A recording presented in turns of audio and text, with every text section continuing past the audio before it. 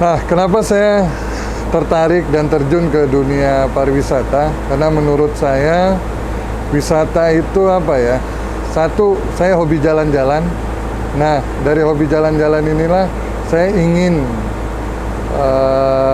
apa ya? Istilahnya jalan-jalan saya itu dibayar. Nah, dengan pariwisata inilah saya jalan dibayar orang gitu kan. Nah, jadi saya tidak cuma memandu di Tanjung Puting, tapi saya juga memandu di beberapa daerah di Kalimantan Tengah dan juga di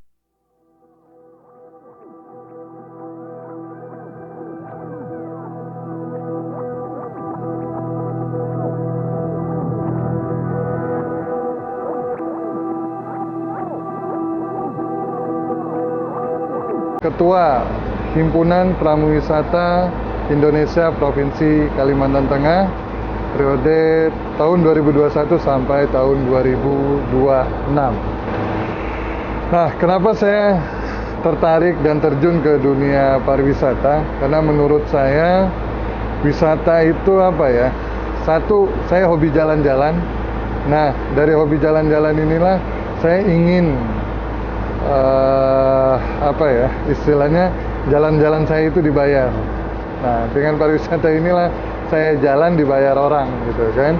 Nah, jadi saya tidak cuma memandu di Tanjung Puting, tapi saya juga memandu di beberapa daerah di Kalimantan Tengah dan juga di Indonesia. Saya memandu wisatawan ini dari tahun 2007 sampai dengan sekarang sebenarnya. Tapi di tahun 2011 saya udah mulai membangun usaha sendiri dengan membuat suatu CP atau usaha. Nah, di tahun 2014 saya bikin kapal sendiri. Nah, sampai sekarang kapal yang saya urus itu ada 4 buah. Nah, jadi awalnya saya memandu, terus tahun 2011 saya membuat usaha, 2014 saya membuat kapal, dan sampai sekarang pun saya masih melakoni menggait masih sekali-sekali, tapi lebih kepada mengorganize atau mengatur sebuah perjalanan wisatawan ke Taman Nasional Tanjung Puting. Teman-teman di luar sana penasaran nih kalau pengen ke Tanjung Puting itu kemana gitu kan. Sebenarnya kita akses itu sangat mudah ya, baik itu akses jalan maupun akses digital. Nah, kalau misalkan teman-teman dari Pangkalan Bun atau mendarat di Pangkalan Bun, dari Pangkalan Bun tinggal menuju ke pelabuhan atau dermaga wisata Tanjung Puting, itu cuma sekitar 15 km aja, jadi kemungkinan 15-20 menit udah sampai. Nah, dari situ nanti di pelabuhan, nah nanti tergantung mau milih transportasi apa, mau klotok atau kapal wisata atau speedboat. Tapi bagi orang yang waktunya sedikit, ya disarankan menggunakan speedboat biar bisa lebih cepat. Tapi kalau dia punya waktu lebih, disarankan naik klotok karena itu bisa lebih lama dan lebih menikmati kunjungannya.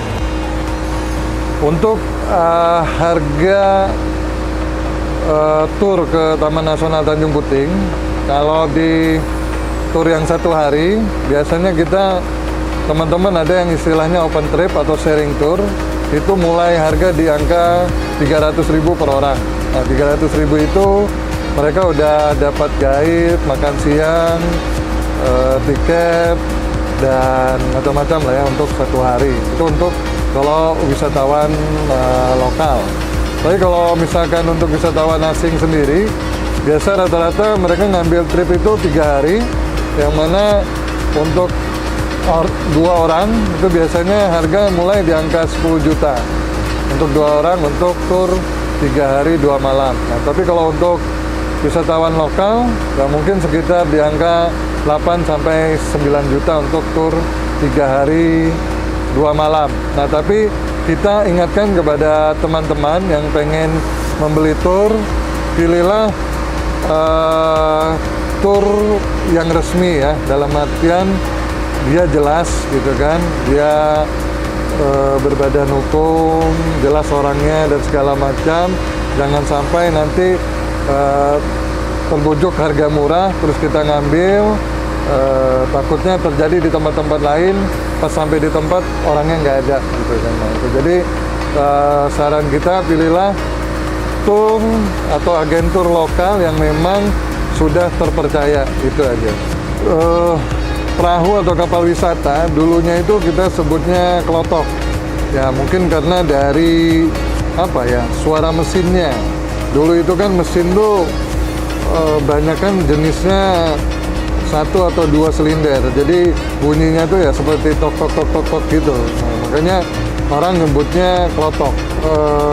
Apa saja yang bisa dilihat ketika mengunjungi Taman Nasional Tanjung Puting? Yang pasti di Taman Nasional Tanjung Puting itu ada 3 camp yang menjadi highlight atau yang menjadi destinasi yang banyak dikunjungi oleh wisatawan, yaitu camp yang pertama ada di Camp Tanjung Harapan, yang kedua ada Camp Pondok Tangguy, dan yang ketiga adalah Camp Liki. Nah, bagi wisatawan lokal yang mempunyai waktu 1 hari, kebanyakan mereka mengambil camp yang paling jauh, yaitu Camp Liki, yang mana Camp Liki ini juga merupakan tempat di mana Ibu Profesor Biruti Galdikas melakukan penelitian orangutan di tahun 71. Nah, dari Dermaga Kumai ke Camp Liki itu rata-rata ditempuh dengan waktu 4 jam sampai 4 jam setengah kalau menggunakan kapal wisata atau klotok. Tapi kalau menggunakan speedboat itu cuma 1 jam setengah dari Kumai sampai ke Camp Liki.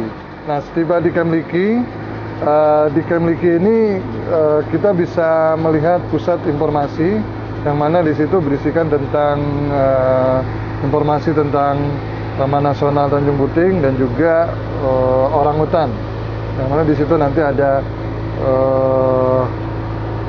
fase-fase orangutan dari bayi sampai dewasa. Nah, di situ nanti dijelaskan. Nah, dan di Camp Liki ini juga pemberian makan orangutan itu dilakukan pada jam 2 siang. Dan Camp Liki dibuka jam 1 siang. Jadi pengunjung itu baru bisa masuk atau baru bisa mengunjungi Camp Liki itu jam 1 siang. Nah, jarak dari dermaga ke tempat pemberian makan itu kurang lebih 2 km. Ya, kalau kita jalan ya mungkin kalau santai ya 20 sampai 25 menit kalau kita jalan agak santai. Nah, ini. Nah, di sana kita juga tidak boleh berlama-lama karena dibatasi waktu. Jadi jam 4 pun kita sudah harus kembali lagi ke kapal. Nah, itu yang biasanya yang dilakukan oleh wisatawan kalau berkunjung ke Camp Liki.